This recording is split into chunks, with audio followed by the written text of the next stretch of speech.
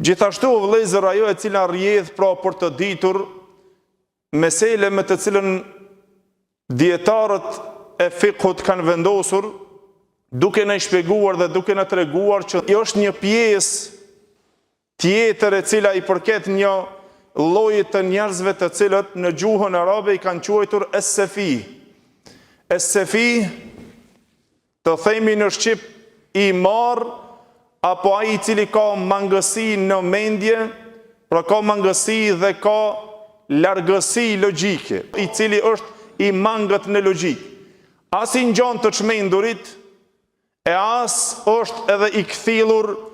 edhe as është i mençur shumë. Pra es-sefih është ai i marri mendje lehti, i cili ndoshta nuk ka gjithashtu dhe dituri dhe nuk ka dhe urtësi. Kurse në terminologjinë e fiqhut, pra të jurisprudencës islame, dietarët e fiqhut e llogaritën atë njeri, sefih tha është ai njeri i cili pra nuk ka aftësi të menaxhojë pasurinë e tij drejt dhe mirë. Dhe mu për atë vëllezër, Allahu xhelle xhelaluhu na ka treguar në Kur'an se nuk lejohet që të i jepet pasuria një njeriu të marrë një mendje lehtit i cili nuk ka aftësi që ai ta menaxhon pasurinë. Në Kur'an Allahu xhelle xhelaluhu tha: "Wala tu'tu as-sufaha'a amwalakum." Mos ja dhuroni mallin e juaj, pasurinë e juaj atyre të marrëve, atyre të cilët pra janë mendje lehtë, të cilët nuk kanë aftësi që ato ta menaxhojnë pasurinë. Dhe dietarët shkuan në ato, pra sipas shumicës së dietarëve të cilët folën për kushtëzimin dhe për kufizimin e këtij njeriu. Por ky sefihu, që ky njeri i cili është i marrë dhe është mendje lehtë, ka mangësi mendore, nuk është pra njeri i mençur dhe që ai ka mundësi dhe aftësi që ai ta menaxhon pasurinë e tij, atëherë vëllezër dietarët sipas shumicës shkuan në ato se duhet që të kufizohet ky njeri në pasurinë e tij. Pra të ketë leje të menaxhon pasurinë nëpërmjet përgjegjësit, ose shembull kadia e ka në përgjegjësi pasurinë e tij që mos ta humb ai, mos ta shkapërderdh pasurinë e tij. Një mendje lehtë që mund të mashtrohet, do të thonë lehtë, apo nuk i kap çështjet dhe nuk mund që të ketë aftësi ai që ta dallon mashtrimin dhe tradhtin e kështu me radhë. Derisa Ebu Hanife rahimullah shkoi në ato se nëse arrin pra moshën e pjekurisë, atëherë nuk detyrohet për kufizimi i tij, por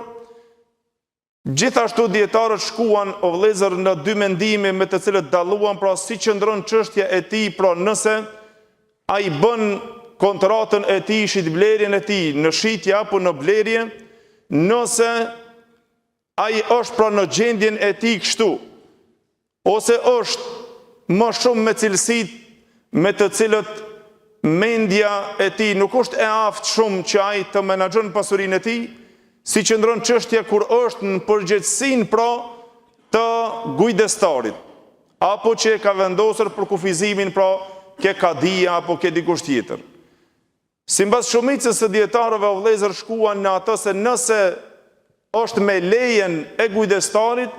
lejohet dhe është valide shitblerja e sefihut, pra këtij të marrit apo mendje lehtit, në ato të cilën shkuan pra Hanefit, Malikit dhe ajo më adekuat janë nga Shafit, por derisa te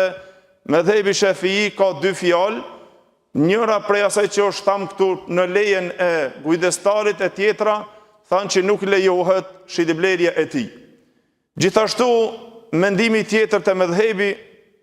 Hambeli që ka dy fjalë në to, ku një shumicë e Hambelive shkuan në ato se nëse është në një sasi të paktë, në një çështje e lehtë, pa lejen e gujdestarit, atëherë bën, por nëse është diçka e madhe, nuk lejohet. Pra kjo na jep të kuptojmë vëllezër se kjo çështje, pra duke e kuptuar mirë se çka ndodh me atë i cili është mendje lehtë, pra ai i cili nuk ka aftësi që të menaxhon pasurinë e tij, pra duhet me gujdestar. Mirë po, gjendja e tij pra për ta kuptuar është në këto dy situata. nëse situata e tij dominon të aj ato cilësit e mençurisë, atëherë lejohet shitblerja e tij. Nëse më shumë dominojnë cilësitë e mençurisë dhe është dallues më shumë, atëherë do të thonë lejohet shitblerja e tij dhe kontraktimi me to. Gjithashtu nëse të ai dominojnë cilësitë e jo mençurisë dhe çrregullimit mendor, atëherë normal se në to nuk lejohet shitblerja e tij. Për arsye se nëse nuk është i aftë dhe më shumë dominon cilësitë e jo aftësisë së logjikës së tij, atëherë normal se nuk lejohet, por nëse dominojnë aftësitë dhe ai dallon çështjet, atëherë lejohet kjo çështje që të lidhet kontratë, dhe të bëhet shitblerja me to. Argumentin në to e kemi hadithin e pejgamberit sallallahu alaihi wasallam, që e transmeton Imam Buhariu dhe Muslimi nga Abdullah ibn Umair radiallahu anhu, tha një herë të vëllezër, një njeri tha vjen te pejgamberi sallallahu alaihi wasallam dhe i tha: